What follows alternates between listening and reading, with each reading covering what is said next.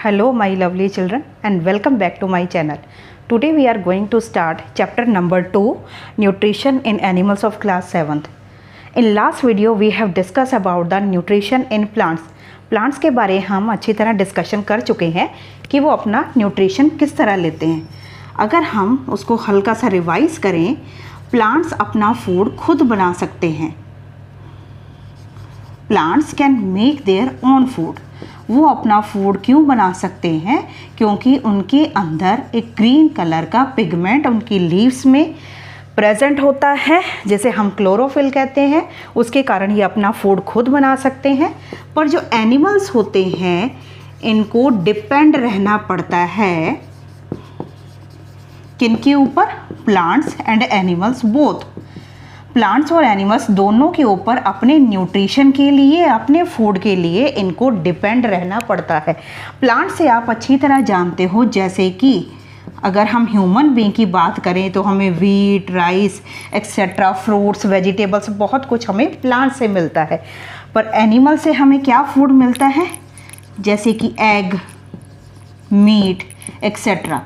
इस तरह हम प्लांट और एनिमल दोनों के ऊपर डिपेंड रहते हैं, क्योंकि हमारी बॉडी कैपेबल नहीं होती अपना फूड हमारी बॉडी में बनाने के लिए. हम लास्ट वीडियो में भी बात कर चुके हैं. The process of taking food and its utilization in the body is called nutrition. यानी फूड को टेक इन करना, एंड इसका यूटिलाइजेशन बॉडी में करना. किसके लिए?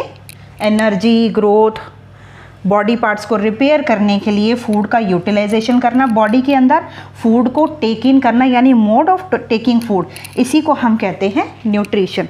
इस चैप्टर में हम लोग डिस्कस करेंगे कि न्यूट्रिशन ये एक्चुअली 5 स्टेप्स में कंप्लीट होता है.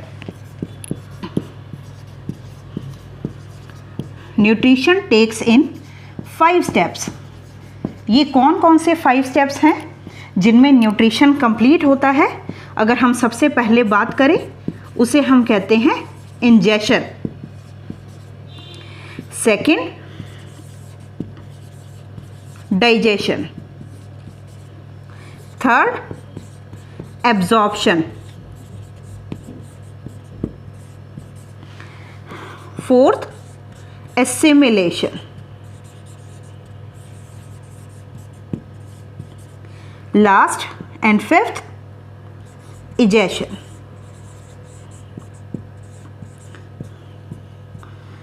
These are the main 5 points. Ingestion किसे कहते हैं? Taking food into the body. Food को बॉडी के अंदर लेना अलग अलग तरीक़ों से. अलग अलग एनिमल्स में, डिफरेंट एनिमल्स में ये डिफरेंट मोड ऑफ न्यूट्रिशन पाया जाता है. इंजेक्शन का अलग अलग तरीके से हम अपनी बॉडी के अंदर फूड लेते हैं. इवन सिर्फ हम लोग ही नहीं, दूसरे एनिमल्स के अंदर भी जो फूड को इंजेक्शन या टेक इन किया जाता है बॉडी के अंदर, वो लार्ज एंड इनसॉल्युबल सब्सटेंसेस होते हैं. ये लार्ज और इनसॉल्युबल सब्सटेंसेस को डाइजेशन के अंदर इनको स्मॉल एंड सॉल्युबल सब्सटेंसेस में चेंज किया जाता है.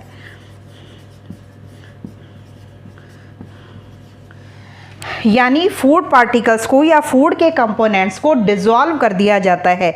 इनसॉल्युबल का मीनिंग होता है जो वाटर के अंदर मिक्स नहीं होते. सॉल्युबल का मीनिंग होता है जो वाटर के अंदर मिक्स हो जाते हैं. यानी डाइजेशन क्या प्रोसेस है? बिग पार्टिकल्स को, बिग मॉलिक्यूल्स को, लार्ज और इनसॉल्युबल सब्सटेंसेस को, इनको सिंपल फॉर्म में या इनको स्मॉल और सॉल्युबल सब्सटेंसेस में या सॉल्युबल फॉर्म में इनको चेंज कर दिया जाता है, ताकि ईजिली इसको बॉडी हमारी एब्जॉर्ब कर सके. थर्ड इंपॉर्टेंट पॉइंट है एब्जॉर्प्शन. जो ये स्मॉल एंड सॉल्युबल सब्सटेंसेस हैं, इनको बॉडी के अंदर एब्जॉर्ब किया जाता है ताकि पूरी बॉडी में सर्कुलेट किया जा सके. ये इनको कौन एब्जॉर्ब करता है?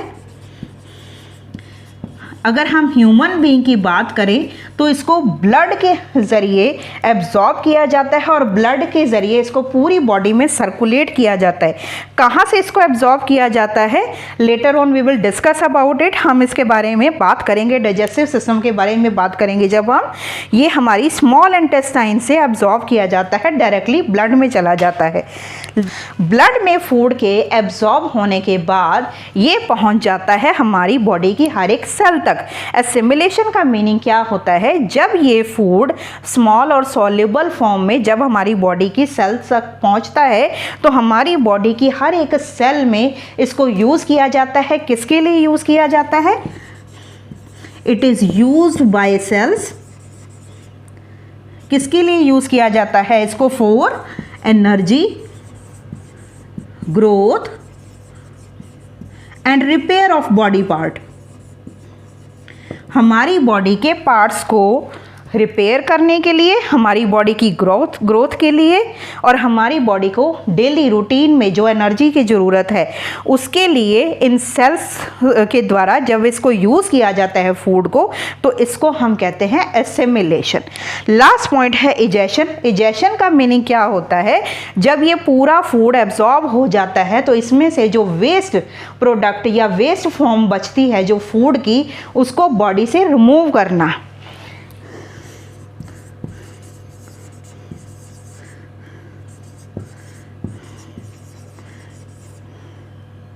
किस चीज़ को रिमूव किया जाता है? वेस्ट को। किसकी फॉर्म में? फीसेस की फॉर्म में। फीसेस के फॉर्म में जब हमारी बॉडी से वेस्ट फूड मटेरियल को हमारी बॉडी से रिमूव कर दिया जाता है, उसको हम कहते हैं इजेशन। न्यूट्रिशन में आपको ये 5 पॉइंट्स देखने को मिलते हैं। सबसे पहले फूड को बॉडी के अंदर लेना, इंजेशन। डाइजेशन में स्मॉल और सॉल्युबल सब्सटेंसेस में चेंज कर देना बड़े पार्टिकल्स को। एब्जॉर्प्शन के अंदर फूड को हमारी बॉडी के अंदर एब्जॉर्ब किया जाता है ब्लड के अंदर, ताकि ब्लड से हमारी बॉडी में सर्कुलेट हो सके। एसिमिलेशन में बॉडी की सेल्स हमारी यूज़ करती हैं इसको एनर्जी, ग्रोथ और रिपेयर ऑफ डैमेज पार्ट के लिए।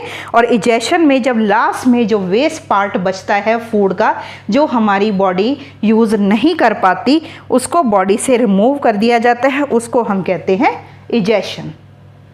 न्यूट्रिशन के फर्स्ट स्टेप इंजेशन के बारे में अगर हम थोड़ा डिटेल में और बात करें, जैसे कि हमने अभी बात की, इंजेशन किसे कहते हैं?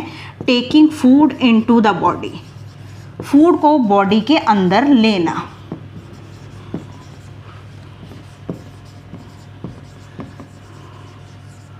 फूड को अलग अलग तरीक़ों से, मोड ऑफ टेकिंग फूड अलग अलग एनिमल्स में अलग अलग होते हैं। डिफरेंट मेथड्स यूज़ किए जाते हैं डिफरेंट एनिमल्स के द्वारा। इसके लिए इनके अंदर कुछ स्पेशल फीचर्स होते हैं। फूड को टेक इन करने के लिए कुछ स्पेशल फीचर्स प्रेजेंट होते हैं एनिमल्स के अंदर, डिफरेंट एनिमल्स के अंदर। यहाँ पर हम कुछ एनिमल्स की अगर बात करें, सबसे पहले अगर हम बात करें फ्रॉग की, तो फ्रॉग में इंजेशन किस तरह होता है? ये यूज़ करता है अपनी क्लेफ्ट एंड लॉन्ग टंग। इसमें लॉन्ग टंग का यूज़ किया जाता है। उसकी हेल्प से ही अपने आसपास के इंसेक्ट्स को कैच करता है, अपनी बॉडी के अंदर फूड की फॉर्म में लेता है। यही चीज़ आपको देखने को मिलती है। और कौन से एनिमल हैं जो यूज़ करते हैं? लिजर्ड। लिजर्ड के अंदर भी टंग का यूज़ किया जाता है फूड को टेक इन करने के लिए। अगर हम बात करें बटरफ्लाई की, बटरफ्लाई आपको पता है कि ये फ्लावर्स के जूस को पीती है। इस फ्लावर के जूस को हम कहते हैं नेक्टर। ये नेक्टर को किस तरह सक करती है? सकिंग के लिए बटरफ्लाई के माउथ में एक ट्यूब लाइक स्ट्रक्चर होती है।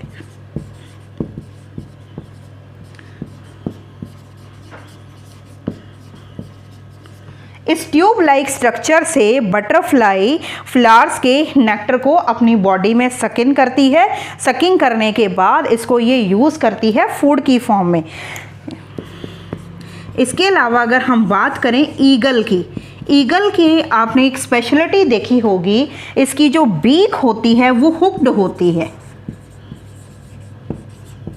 हुक्ड बीक के कारण ये ईजिली दूसरे एनिमल्स के या अपने प्रे के ईजिली उसकी स्किन को ये टीयर कर सकता है हुक्ड बीक से। इन एग्जाम्पल्स के अलावा आपके सिलेबस में एक बहुत इम्पॉर्टेंट एक और एग्जाम्पल है स्टारफिश। स्टारफिश की क्या स्पेशलिटी होती है, ये हमेशा किन के ऊपर फीड करता है? ये फीड करता है उन एनिमल्स के ऊपर जिनके अंदर हार्ड शेल, उनकी बॉडी हार्ड शेल से कवर्ड होती है। उन एनिमल्स के ऊपर अपने फूड के लिए डिपेंड करता है। और ये जो हार्ड शेल है, ये कंपोनेंट जिससे बना होता है उसको हम कहते हैं कैल्शियम कार्बोनेट। ऐसे एनिमल्स जिनके शेल कैल्शियम कार्बोनेट के बने होते हैं, स्टारफिश उनको फूड की फॉर्म में लेता है। इनके एग्जाम्पल कौन से हैं? हार्ड शेल वाले जो एनिमल्स हैं या ऑर्गेनिजम्स हैं, जैसे कि ऑयस्टर एंड शेलफिश। इस हार्ड शेल के अंदर इनकी बॉडी का सॉफ्ट पार्ट होता है। स्टारफिश की क्या स्पेशलिटी होती है कि ये अपने माउथ से अपने स्टमक को पॉप आउट कर देता है, अपने स्टमक को माउथ से बाहर निकाल लेता है। It pops out it's stomach. ये स्टमक कहाँ से बाहर निकालता है? Through its mouth. अपने माउथ से ये स्टमक को बाहर निकालता है। स्टारफिश स्टमक को पॉप आउट करता है अपने माउथ से। माउथ से ये पॉप आउट करने के बाद, यानी माउथ से इसका स्टमक बाहर आ जाता है और ये क्या करता है? Surrounds its prey. अपने प्रे जो कि शेल के अंदर सॉफ्ट है, सॉफ्ट एनिमल जो इनके अंदर है, उसको ये चारों ओर से घेर लेता है। उसके बाद क्या होता है कि ये अपने स्टमक को वापस अंदर ले आता है। Bring back it's stomach.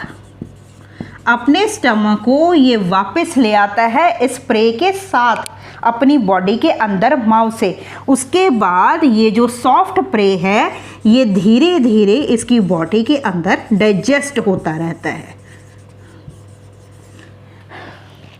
एक बार दोबारा देखें, स्टारफिश है ये नॉर्मली फीड करता है उन एनिमल्स के ऊपर जिनकी बॉडी हार्ड शेल से कवर होती है। ये शेल बना होता है कैल्शियम कार्बोनेट का। इसके एग्जांपल हैं ऑयस्टर, शेलफिश। स्टारफिश की ये स्पेशलिटी होती है कि ये अपने माउथ से स्टमक को बाहर निकाल देता है, पॉप आउट कर देता है। शेल को खोलने के बाद, ओपनिंग करने के बाद, जो अंदर सॉफ्ट प्रे प्रेजेंट होता है उसको इसका स्टमक सराउंड कर लेता है, घेर लेता है। फिर क्या करता है ये स्टारफिश? ये अपने स्टमक को वापस अपनी बॉडी के अंदर ले जाता है। Bring back it's stomach. और इसको अंदर ले जाने के बाद इस एनिमल को ये धीरे धीरे बॉडी के अंदर डाइजेस्ट करता है। ये है इसका मोड ऑफ टेकिंग फूड, जिनमें हमने कुछ एग्जाम्पल अभी डिस्कस किए। इंजेक्शन के बाद हम न्यूट्रिशन के नेक्स्ट स्टेप के बारे में थोड़ी सी डिस्कशन करेंगे। जैसे कि हमने अभी बात की थी, डाइजेशन का मीनिंग होता है फूड के लार्ज पार्टिकल्स को स्मॉल में चेंज करना और उनको वाटर इनसॉल्युबल से सॉल्युबल फॉर्म में चेंज करना। जैसे कि आप पिछली क्लासेस में भी पढ़ चुके हो कि हमारे फूड के अंदर बहुत सारे कंपोनेंट्स होते हैं जो कि कॉम्प्लेक्स फॉर्म में प्रेजेंट होते हैं। ये कंपोनेंट्स कौन से होते हैं? जैसे कि कार्बोहाइड्रेट्स, फैट्स, विटामिन्स,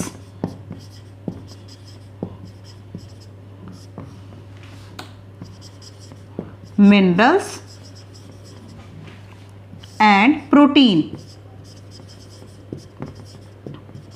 हम पिछली क्लासेस में पढ़ चुके हैं फूड कुछ कंपोनेंट से मिलकर बने होते हैं, carbohydrate, fat, vitamins, mineral and protein.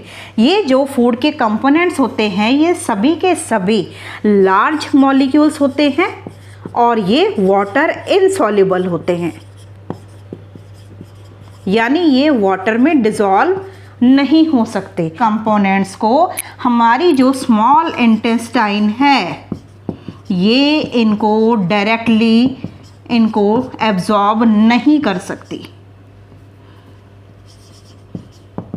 इस फॉर्म में इनको एब्जॉर्ब नहीं किया जा सकता। इनको एब्जॉर्ब करने के लिए in large and water insoluble particles को या सब्सटेंसेस को पहले इनको small and water soluble form में इनको चेंज करना पड़ता है। वाटर सॉल्युबल फॉर्म में चेंज होने के बाद और बहुत ही सिंपल फॉर्म, इसको हम कहते हैं सिंपल फॉर्म। सिंपल फॉर्म में चेंज होने के बाद ये कंपोनेंट्स या सॉल्युबल फॉर्म में चेंज होने के बाद इन कंपोनेंट्स को हमारी स्मॉल इंटेस्टाइन की वॉल्स में से, इनकी वॉल्स में से होते हुए इनको एब्जॉर्ब किया जाता है ब्लड के अंदर।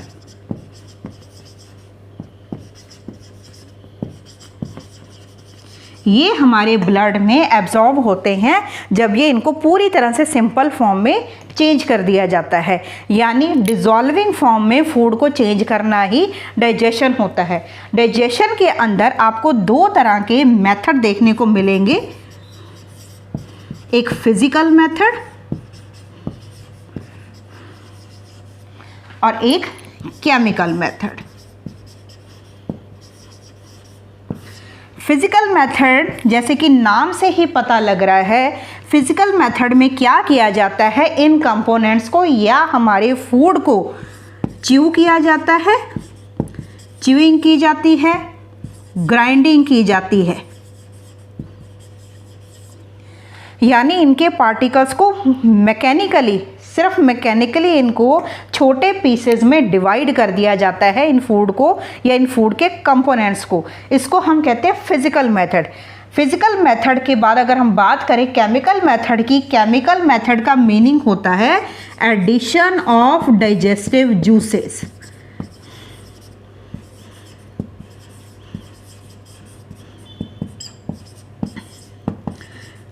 ये डाइजेस्टिव जूसेस हमारी बॉडी के अंदर जो हमारी एलिमेंट्री कैनाल या फूड पाइप है, उनके कई जगह पर, कई पर्टिकुलर एरियाज़ में से इन डाइजेस्टिव जूसेस को सीक्रेट किया जाता है, जिनको फूड के अंदर ऐड किया जाता है। इसको हम कहते हैं केमिकल मेथड। फिजिकल और केमिकल मेथड दोनों से ही फूड के बिग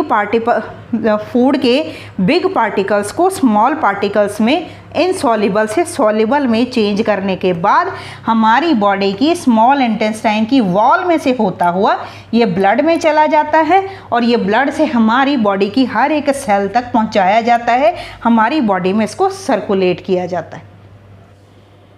अब हम बात करेंगे ह्यूमन डाइजेस्टिव सिस्टम की। ह्यूमन डाइजेस्टिव सिस्टम को हम एलिमेंट्री कैनाल भी कहते हैं। एलिमेंट्री कैनाल एक्चुअली क्या होती है, ये एक ट्यूब लाइक स्ट्रक्चर होती है। ये ट्यूब लाइक स्ट्रक्चर एक्चुअली होती है 8 to 9 मीटर लॉन्ग।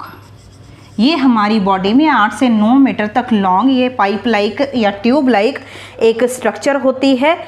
इस एलिमेंट्री कैनाल को अगर हम बात करें, ये शुरू होती है माउथ से और एंड होती है एनस तक। माउथ से एनस तक इसके अंदर बहुत सारे पार्ट्स होते हैं। अगर हम इन पार्ट्स के बारे में बात करें तो एलिमेंट्री कैनाल किनसे मिलकर बनी होती है, अगर हम सबसे पहले अगर इंट्रोडक्शन दूं मैं आपको, तो माउथ, इसको हम कहते हैं बकल कैविटी। माउथ या बकल कैविटी के बाद इसका एक बहुत ही इंपॉर्टेंट पाइप लाइक स्ट्रक्चर होती है इसके अंदर, जिसे हम कहते हैं ईसोफेगस। ईसोफेगस को हम एक और नाम देते हैं food pipe.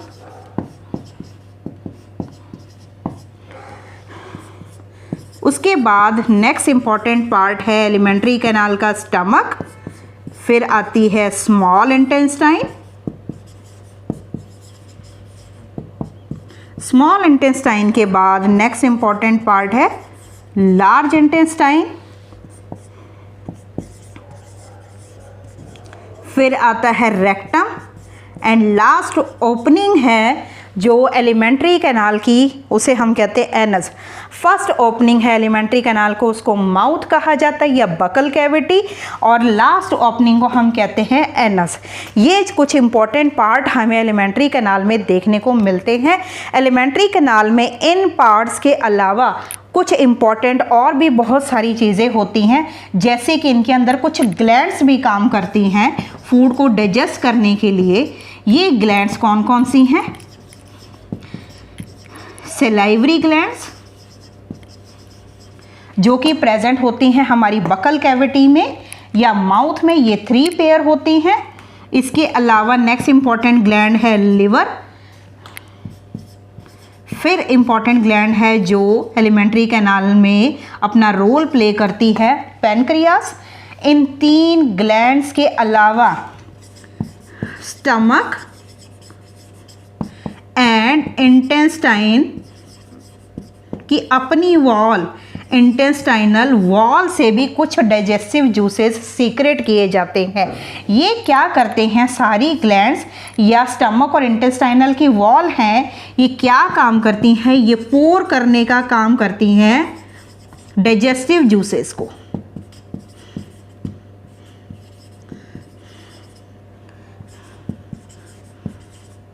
Into alimentary canal.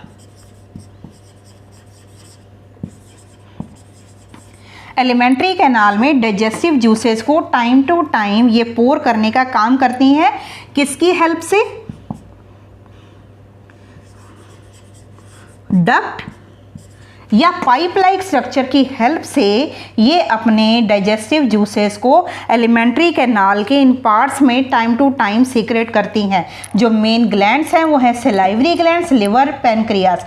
इसके अलावा कुछ पार्ट डाइजेस्टिव जूसेस का कुछ पोर्शन स्टमक और इंटेस्टाइनल वॉल के ज़रिए भी फूड के अंदर पोर किया जाता है। इसके लिए डक्ट्स या पाइप लाइक स्ट्रक्चर का यूज़ करते हैं। इस तरह एलिमेंट्री कैनाल के ये ह्यूमन सिस्टम के अंदर, ह्यूमन डाइजेस्टिव सिस्टम के ये इंपॉर्टेंट पार्ट हैं जिनको हम 1 बाय 1 अभी डिस्कस करेंगे। अब हम डिस्कस करेंगे ह्यूमन डाइजेस्टिव सिस्टम के बारे में। ह्यूमन डाइजेस्टिव सिस्टम का मैंने एक रफली एक डायग्राम ड्रॉ किया हुआ है। जैसे कि हमने अभी डिस्कस किया कि ह्यूमन डाइजेस्टिव सिस्टम में एक एलिमेंट्री कैनाल होती है जो माउथ से लेकर एनस तक होती है। माउथ उसकी फर्स्ट ओपनिंग को कहा जाता है। मैंने रफली एक डायग्राम ड्रॉ किया हुआ है। ये पार्ट जो आपको दिखाई दे रहा है इसको माउथ या बकल कैविटी कहा जाता है। हमने न्यूट्रिशन में पढ़ा था कि फूड को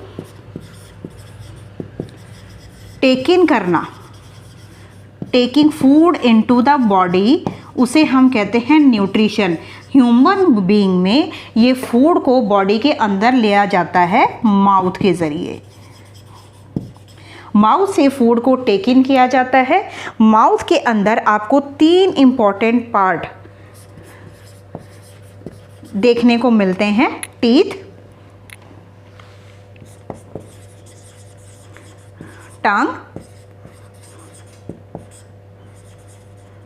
एंड सलाइवरी ग्लैंड्स। जो हमारी बकल कैविटी है, यहाँ पे देखिए मैंने हमारी टंग के नीचे सलाइवरी ग्लैंड्स, एक्चुअली ये 3 पेयर्स होती हैं।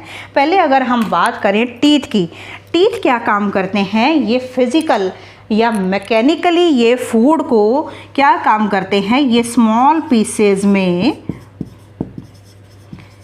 इनको च्यूइंग के ज़रिए चेंज कर देते हैं। स्मॉल पीसेज में च्यूइंग की जाती है टीथ के ज़रिए या ग्राइंडिंग की जाती है फूड की या फूड के पार्टिकल्स की।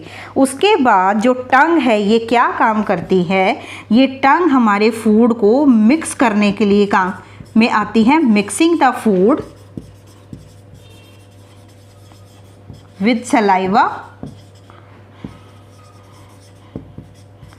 इसके अलावा ये स्वेलोइंग में भी, खाने को निगलने में भी टंग हेल्प करती है।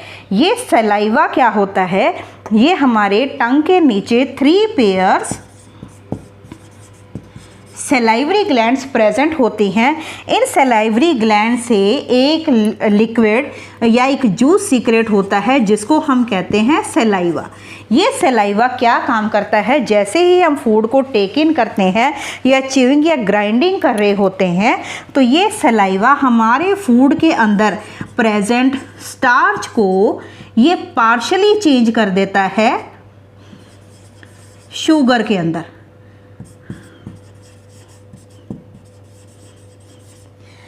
पूरी तरह से इसको ये चेंज नहीं करता शुगर में, ये पार्शली इसको शुगर में चेंज कर देता है। Later on we will discuss about the experiment also. Starch और शुगर के एक्सपेरिमेंट के बारे में हम बाद में डिस्कस करेंगे।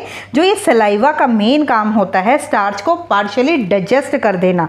पार्शली डाइजेस्ट होने के बाद, च्यूइंग ग्राइंड होने के बाद, स्वेलो होने के बाद ये हमारा फूड है ये बकल कैविटी से होता हुआ आ जाता है हमारी फूड पाइप में या ईसोफेगस के अंदर।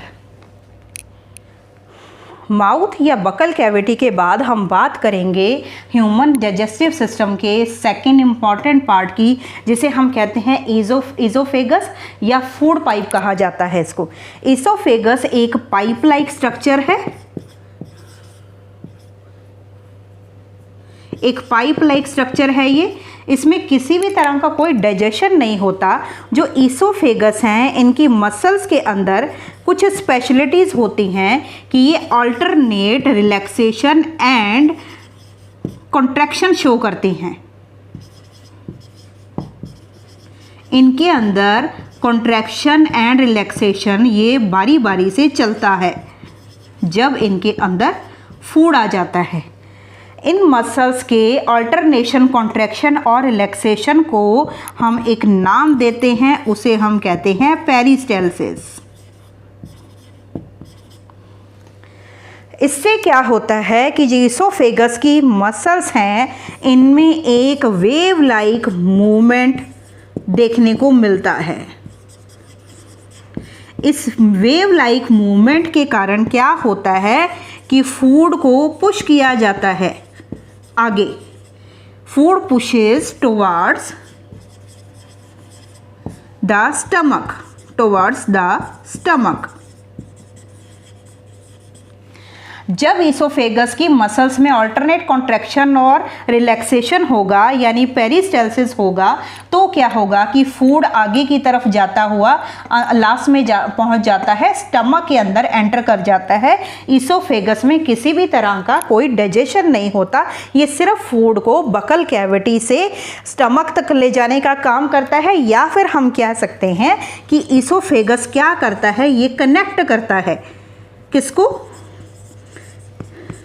ये कनेक्ट करता है माउथ को स्टमक के साथ। माउथ को स्टमक के साथ कनेक्ट करता है यानी फूड को ये बकल कैविटी से स्टमक तक पहुंचाने का काम करता है। कभी कभी आपने देखा होगा कि हमें वॉमिटिंग होनी शुरू हो जाती है। वॉमिटिंग में क्या होता है, ड्यूरिंग वॉमिटिंग के टाइम पे क्या होता है कि जो हमारा ये जो वेव लाइक मूवमेंट है या जो पेरिस्टालसिस है बिल्कुल इसके अपोजिट एक्शन होता है। क्या होता है कि फूड कहाँ आना शुरू हो जाता है, फूड आना शुरू हो जाता है स्टमक से माउथ की तरफ। ये वेव लाइक जो मूवमेंट है ये फूड को वापस स्टमक से माउथ की तरफ ले जाना शुरू कर देती है। इसलिए वॉमिटिंग को एक और नाम दिया गया है एंटी पेरिस्टालसिस। ईसोफेगस के बाद हम ह्यूमन डाइजेस्टिव सिस्टम के नेक्स्ट थर्ड पार्ट के बारे में बात करेंगे, स्टमक। स्टमक जैसे कि आपको दिखाई दे रहा है ये हमारी बॉडी के लेफ्ट साइड में एब्डोमेन के अंदर प्रेजेंट होता है। ये हमारी बॉडी में लेफ्ट साइड में प्रेजेंट होता है और इसकी शेप से ही आपको पता लग रहा है कि ये एक थिक वॉल्ड बैग जैसी स्ट्रक्चर होती है। Thick walled bag like structure होती है। इसमें क्या होता है कि फूड की चर्निंग की जाती है। फूड इज चर्न्ड अबाउट 3 आवर्स, यानी लगभग 2 से 3 घंटों के लिए फूड की हमारी चर्निंग यानी इसकी प्रॉपरली इसके जो फूड के पीसेस है उनको और ज़्यादा बारीक किया जाता है, जो कि माउथ से आ रहा होता है, चर्निंग का काम करता है यहाँ पर। और जब तक हमारे स्टमक में फूड होता है 2-3 घंटे के लिए, आप नोटिस करोगे कि हमें तब तक भूख नहीं लगती। इसमें जब चर्निंग हो रही होती है स्टमक के अंदर फूड की, यानी फूड को और भी बारीक उसके अंदर पीसेस में चेंज किया जाता है, तो स्टमक के अंदर कुछ चीज़ें और भी मिक्स की जाती हैं।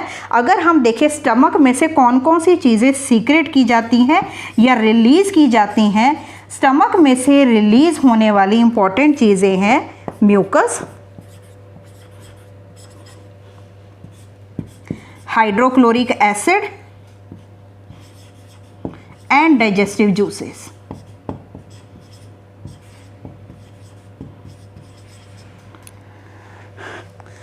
स्टमक में म्यूकस क्या काम करता है, ये स्टमक की जो अंदर वाली लाइनिंग है इसको प्रोटेक्ट करने का काम करता है, protects the lining of the stomach.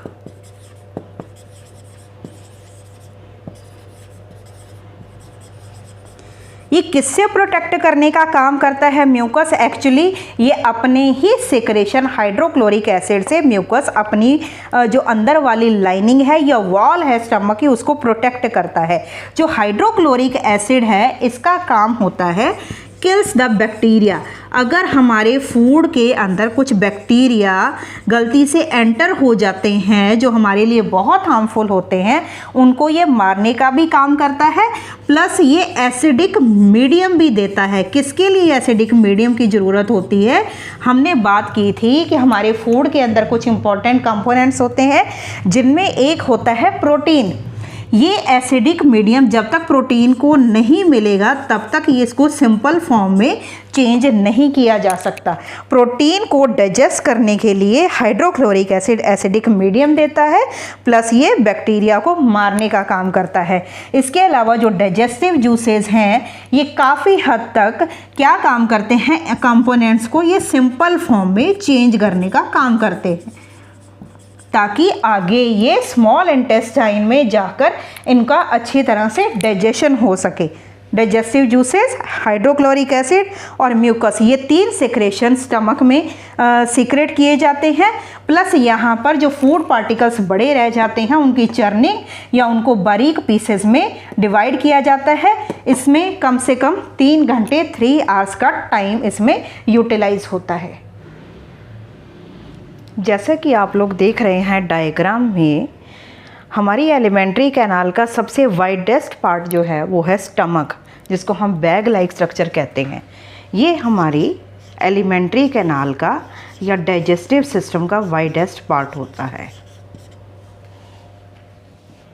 Stomach के बाद हम अब नेक्स्ट पार्ट स्मॉल इंटेस्टाइन के बारे में बात करेंगे। फूड स्टमक के बाद जाता है स्मॉल इंटेस्टाइन के अंदर। स्मॉल इंटेस्टाइन के बारे में हम कुछ डिस्कशन करेंगे, इसकी स्ट्रक्चर के बारे में।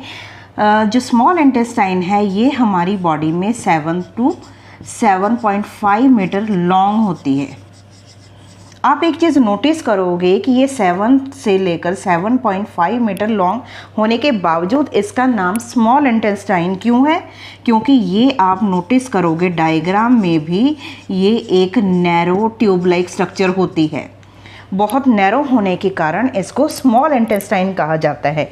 ये हमारे एब्डोमेन में या हमारी बेली के अंदर ये आप देख रहे हो जैसे कि ये एक कॉइल की फॉर्म में प्रेजेंट होती है। ये हमारी एब्डोमेन के अंदर या हमारी बेली के अंदर ये कॉइल की फॉर्म में इस तरह प्रेजेंट होती है, जिसकी लेंथ इतनी होती है डायग्राम में हम इतना शो नहीं कर पाते। जो स्मॉल इंटेस्टाइन है ये हमारे डाइजेस्टिव सिस्टम में बहुत इंपॉर्टेंट रोल प्ले करती है, क्योंकि ये साइट है एक्चुअल में। ये किस चीज़ का साइट है? यहाँ पर क्या होता है, जो फूड स्टमक से यहाँ पर आ रहा है जिसका डाइजेशन कंप्लीट नहीं हुआ, उस फूड का कंप्लीट डाइजेशन होता है यहाँ पर स्मॉल इंटेस्टाइन के अंदर। प्लस यहाँ पर फूड का एब्जॉर्प्शन किया जाता है, जो इसका बहुत ही इम्पोर्टेंट फंक्शन है। जो फूड पार्टिकल्स सॉल्युबल फॉर्म में या सिंपल फॉर्म में चेंज हो जाते हैं, उनको ब्लड के अंदर एब्जॉर्ब किया जाता है स्मॉल इंटेस्टाइन में। अगर हम पहले बात करें कंप्लीट डाइजेशन की, तो ये कंप्लीट डाइजेशन किस तरह होता है। जैसा कि आप स्मॉल इंटेस्टाइन के ऊपर आपको ग्लैंड्स दिखाई दे रही हैं, लिवर स्टमक के बिल्कुल अपोजिट साइड में, राइट साइड में हमारे यहाँ पे प्रेजेंट होता है लिवर, और एक साइड में आपको दिखाई दे रही है ये रेड कलर की जो ग्लैंड है, इसको हम कहते हैं पैनक्रियास। ये लिवर और पैनक्रियास बहुत ही इंपॉर्टेंट रोल प्ले करते हैं। ये कुछ इंपॉर्टेंट सिक्रेशन, कुछ इंपॉर्टेंट डाइजेस्टिव जूसेस सिक्रेट करते हैं, जिनको कि पोर किया जाता है स्मॉल इंटेस्टाइन के अंदर जब फूड इनके अंदर पहुंचता है। अगर हम पहले बात करें कंप्लीट डाइजेशन में बहुत ही इंपॉर्टेंट रोल प्ले करने वाली जो ग्लैंड है, उसे हम कहते हैं लिवर। लिवर की क्या स्पेशलिटी है, ये हमारी बॉडी की लार्जेस्ट ग्लैंड है, ये हमारी बॉडी की सबसे बड़ी ग्लैंड होती है। लिवर का सिक्रेशन, लिवर जो डाइजेस्टिव जूस सिक्रेट करती है उसको हम कहते हैं बाइल जूस। इस बाइल जूस को टेम्परेरली एक छोटे से बैग लाइक स्ट्रक्चर के अंदर स्टोर किया जाता है, जो आपको यहाँ दिखाई दे रहा है। लिवर का सिक्रेशन इसमें टेम्परेरली जिसमें स्टोर किया जाता है उसको हम कहते हैं गॉल ब्लैडर।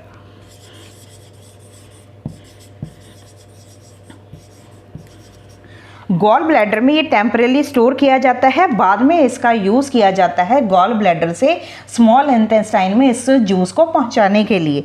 आपने बहुत बार सुना होगा कि कुछ लोगों का जो ये गॉल ब्लैडर है इसकी सर्जरी हुई है, इसका ऑपरेशन हुआ है, उनकी बॉडी से ये लिवर के ऊपर से गॉल ब्लैडर को रिमूव कर दिया जाता है। जब मेल फंक्शनिंग होने के कारण या कुछ प्रॉब्लम होने के कारण गॉल ब्लैडर के अंदर स्टोन हो जाता है, स्टोन होने के बाद इसको बॉडी से रिमूव कर दिया जाता है।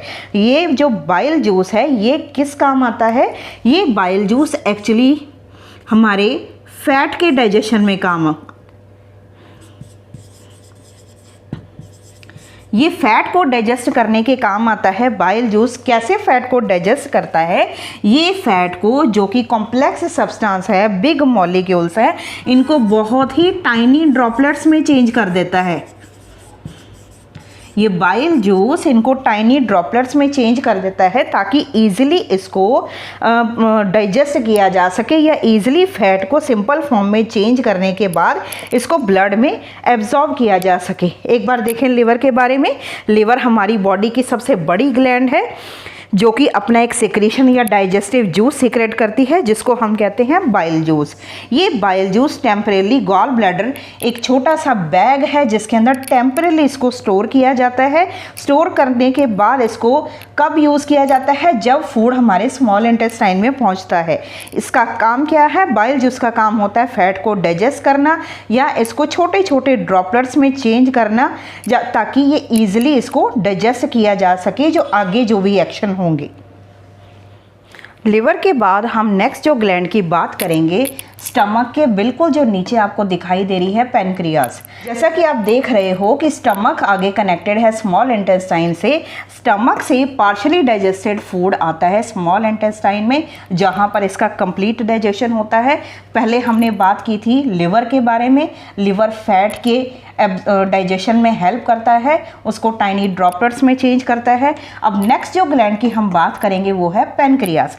पैनक्रियास जिस जूस को सीक्रेट करता है वो इसके नाम से ही मिलता जुलता है, इसे हम कहते हैं पैनक्रियाटिक जूस।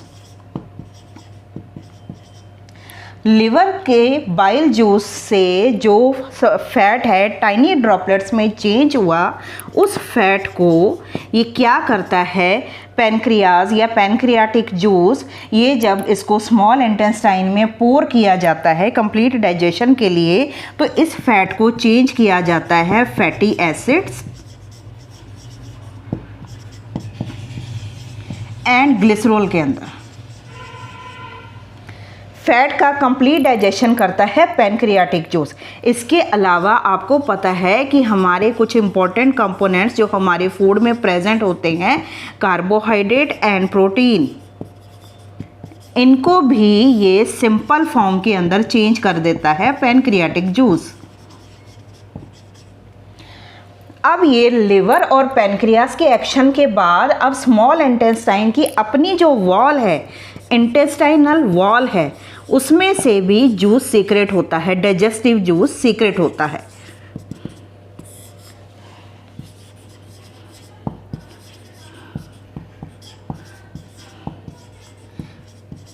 जब ये डाइजेस्टिव जूस इंटेस्टाइनल वॉल से सीक्रेट होता है तो ये क्या काम करता है, ये कार्बोहाइड्रेट और प्रोटीन को भी कंप्लीटली डाइजेस्ट करने के बाद इसको सिंपल फॉर्म में चेंज कर देता है।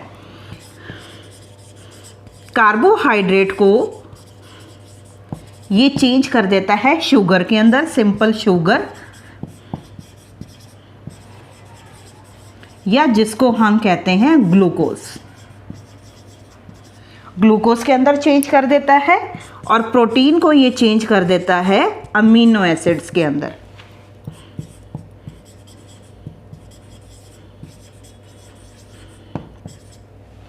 अब हमारे पास कुछ सिंपल फॉर्म जो कि वाटर इनसॉल्युबल फॉर्म से वाटर सॉल्युबल और सिंपल फॉर्म में जो हमारे पास प्रोडक्ट सामने आए हैं स्मॉल इंटेस्टाइन में कंप्लीट डाइजेशन के बाद, किसकी हेल्प से, लीवर की हेल्प से, पैनक्रियास इसकी वॉल के डाइजेस्टिव जूसेस की हेल्प से जो हमारे सामने प्रोडक्ट आ रहे हैं, फैट, कार्बोहाइड्रेट, प्रोटीन, ये किस में चेंज हो रहे हैं, फैट चेंज हो गया सिंपल फॉर्म में फैटी एसिड और ग्लिसरॉल में, कार्बोहाइड्रेट चेंज हो गया है सिंपल शुगर या जिसको हम ग्लूकोज कहते हैं, और प्रोटीन चेंज हो गया है अमीनो एसिड्स में।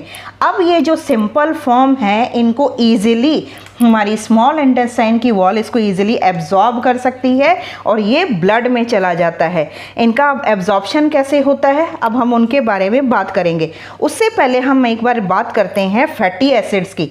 जब ये फैटी एसिड्स हमारी बॉडी में ब्लड के ज़रिए वापस हमारी सेल्स तक पहुंचता है तो ये दोबारा हमारी बॉडी के अंदर फैट को प्रोड्यूस करता है और जो हमारी सेल्स हैं उनके बहुत सारे पार्ट्स को बनाने में उसमें हेल्प करता है फैटी एसिड्स। और जो प्रोटीन है आपको अच्छी तरह पता है, या अमीनो एसिड जब हमारी बॉडी की सेल्स तक पहुँचता है तो ये हमारी बॉडी के एनर्जी, ग्रोथ और रिपेयर में काम आता है। डाइजेशन ऑफ फूड के बाद स्मॉल इंटेस्टाइन में हमारे पास सिंपल फॉर्म में अब प्रेजेंट है fatty acids, glycerol, amino acids and glucose. In simple form को एब्जॉर्ब करना ज़रूरी होता है। एब्जॉर्ब करने के बाद ये हमारे ब्लड में जाते हैं। एब्जॉर्प्शन एक्चुअली हम किसे कहते हैं, ह्यूमन बीइंग के अंदर जो हमारी स्मॉल इंटेस्टाइन है इसकी वॉल के अंदर बहुत सारी ब्लड वेसल्स होती हैं। इन ब्लड वेसल्स में ये जो सिंपल फॉर्म ऑफ फूड है इन ब्लड वेसल्स के अंदर चला जाता है जो कि वॉल के अंदर प्रेजेंट होती है। इसको ही हम एब्जॉर्प्शन कहते हैं। जैसे कि हमने स्टार्टिंग ऑफ द चैप्टर में एब्जॉर्प्शन के बारे में पढ़ा था कि जो सिंपल फॉर्म ऑफ फूड है जब ये ब्लड के अंदर या ब्लड वेसल्स के अंदर चला जाता है उसे हम कहते हैं एब्जॉर्प्शन। अगर हम स्मॉल इंटेस्टाइन की वॉल के अंदर वाले एरिया में हम देखें तो आपको इस तरह फिंगर लाइक आउटग्रोथ्स दिखाई देते हैं। इन फिंगर लाइक आउटग्रोथ्स को कहते हैं विली और इसको सिंगल को कहा जाता है विलस। ये जो विली है ये क्या काम करते हैं, ये एब्जॉर्प्शन के एरिया को बढ़ा देते हैं।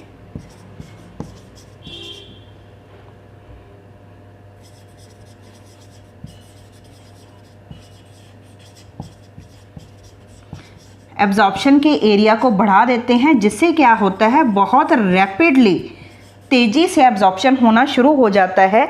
ऐसा क्यों पॉसिबल है, क्योंकि जो ये फिंगर लाइक आउटग्रोथ हैं इनके अंदर अगर देखा जाए तो इनके अंदर बहुत ही छोटी छोटी एकदम थिन ब्लड वेसल्स होती हैं जिनको हम कहते हैं कैपिलरीज।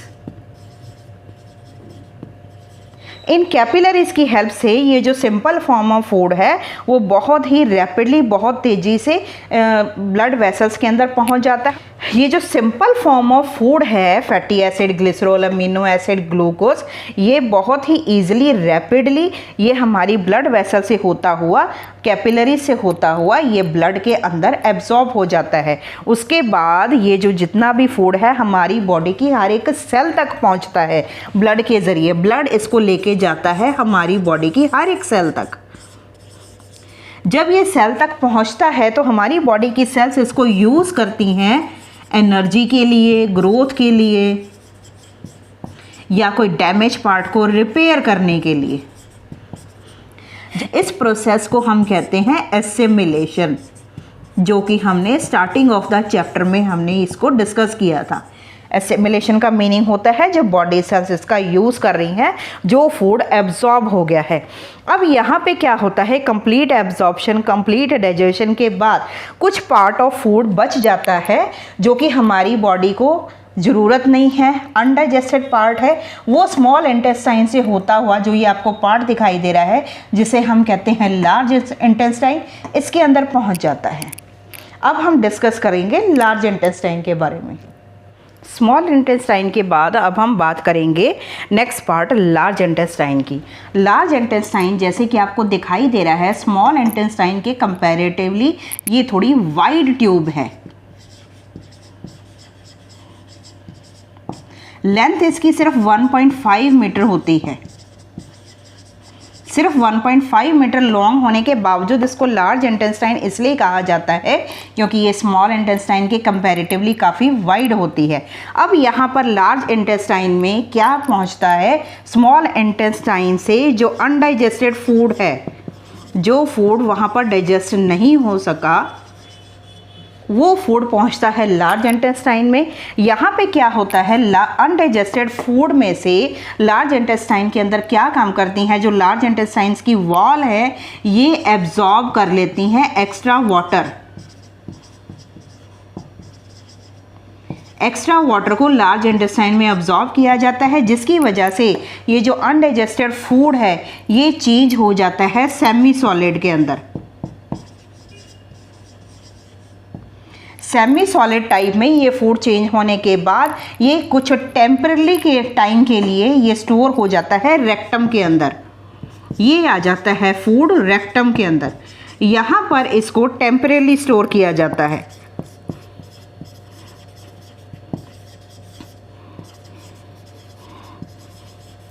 और टाइम टू टाइम रेक्टम से इस अनडाइजेस्टेड या सेमी सॉलिड फूड को रेक्टम से होता हुआ, ये एनस में से होता हुआ ये हमारी बॉडी से बाहर इसको रिमूव कर दिया जाता है फीसेस की फॉर्म में, जिसको हम कहते हैं फीसेस। फीसेस की फॉर्म में यहाँ से इसको रिमूव कर दिया जाता है बॉडी से टाइम टू टाइम। जब इसको बॉडी से रिमूव किया जाता है तो इस प्रोसेस को हम क्या कहते हैं, जैसे कि हमने स्टार्टिंग ऑफ द चैप्टर में पढ़ा था, इजेशन। ह्यूमन डाइजेस्टिव सिस्टम के स्टार्टिंग में हमने डिस्कशन की थी कि माउथ या बकल कैविटी में आपको पता है कि हमारी प्रेजेंट होती हैं 3 पेयर्स ऑफ सलाइवरी ग्लैंड्स। ये सलाइवरी ग्लैंड्स जिस जूस को सीक्रेट करती हैं उसको हम कहते हैं सलाइवा। हमने क्या बात की थी कि जो सलाइवा है ये हमारे फूड के अंदर प्रेजेंट स्टार्च को पार्शियली डाइजेस्ट करके शुगर में चेंज करता है। तो अब हम डिस्कस करेंगे effect of saliva on food. ये सलाइवा यानी हमारे माउथ में या बकल कैविटी में ही फूड का डाइजेशन शुरू हो जाता है। जो सलाइवा है ये क्या काम करता है, जो हमारे फूड के अंदर स्टार्च है इसको शुगर के अंदर चेंज कर देता है और यहाँ पर ये पार्शियली डाइजेस्ट होता है।